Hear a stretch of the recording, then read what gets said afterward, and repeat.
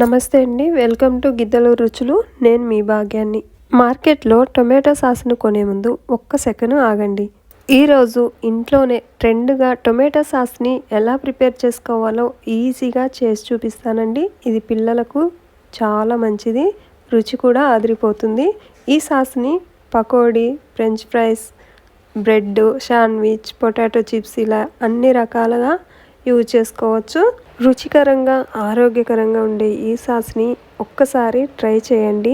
Market sauce కొనాల్సిన అవసరమే ఉండదండి, అంత బాగుంటుంది. ఈ సాస్ని ప్రిపేర్ చేయడం కోసం 1 కేజీ వరకు బాగా ఫ్రెష్గా ఉన్న రెడ్ టమాటాని తీసుకున్నానండి.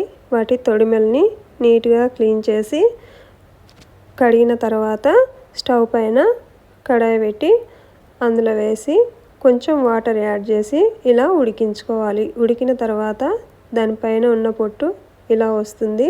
ఆ పొట్టునంతటిని నీట్గా తీసేసుకోవాలి. అలా తీసుకున్న తర్వాత ఒక మిక్సీ జార్ తీసుకొని అందులో వేసుకున్న తర్వాత ఫైన్గా గ్రైండ్ చేసుకోవాలి. ఇలా ఫైన్గా గ్రైండ్ చేసుకున్న దానిని ఒక జల్లెడ సహాయంతో మొత్తం ఇలా వడగట్టుకోవాలి. ఇలాంటి పెద్ద దాంట్లో అయితే త్వరగా వడగట్టుకోవడం ఈజీ అవుతుంది. దాంట్లో ఉన్న వేస్టేజ్ అంతా త్వరగా పక్కకు వచ్చేస్తుంది. సీడ్స్ అంతా చూడండి, ఈ డస్ట్ అంతా పక్కకు వచ్చేసింది కదా. సాస్ ఈ కన్సిస్టెన్సీలో ఉంటేనే పర్ఫెక్ట్గా వస్తుందండి. చూడండి ఎంత పర్ఫెక్ట్గా అయిపోయిందో. తర్వాత స్టవ్ పైన కడాయి పెట్టుకొని అందులో ఆయిల్ ఏమీ యూజ్ చేయాల్సిన అవసరం లేదండి. కడాయిలో పోసిన తర్వాత స్టవ్ ఆన్ చేసి ఈ సాస్ని బాగా మరగనివ్వాలి. చూడండి ఇలా మరిగిన తర్వాత కొంచెం స్వీట్గా ఉండడం కోసం షుగర్ని యాడ్ చేస్తున్నానండి. మరీ ఎక్కువ అవసరం లేదండి, 1 స్పూన్ సరిపోతుంది. తర్వాత 1/2 టీ స్పూన్ కారము, రుచికి సరిపడా ఉప్పు, 1/2 టీ స్పూన్ నిమ్మప్పును యాడ్ చేస్తున్నాను.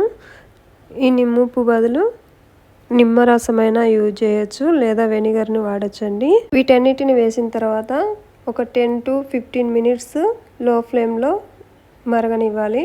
సాస్ అలా మరిగిన తర్వాత ఈ కన్సిస్టెన్సీలోకి వచ్చింది కదా, పర్ఫెక్ట్గా రెడీ అయిపోయిందండి సాస్. ఈ టొమాటో సాస్ పర్ఫెక్ట్గా రెడీ అయిందో కాలేదో అని టెస్ట్ చేయడం కోసం ఒక టెక్నిక్ ఉందండి. అది ఎలా అంటే, ఇప్పుడు ఒక ప్లేట్లోకి ఒక డ్రాప్ అలా వేసుకుందాము. వేసుకున్న తర్వాత ప్లేట్ని ఇలా కిందకి బెండ్ చేసామంటే చూడండి సాస్ స్లోగా మూవ్ అవ్వాలి, అప్పుడు పర్ఫెక్ట్ అనమాట. చూసారు కదండి, చాలా సింపుల్గా ఈజీగా తక్కువ టైంలో మన టొమాటో సాస్ అయితే రెడీ అయిపోయింది కదండి. తర్వాత ఈ సాస్ని అంతటిని గాజు సీసాలోకి ట్రాన్స్ఫర్ చేసుకొని స్టోరేజ్ చేసుకోవచ్చండి. ఇది సుమారు 1 మంత్ వరకు నిల్వ ఉంటుంది. ఈ వీడియో మీకు నచ్చినట్లయితే లైక్ చేసి ఫ్రెండ్స్కి షేర్ చేయండి.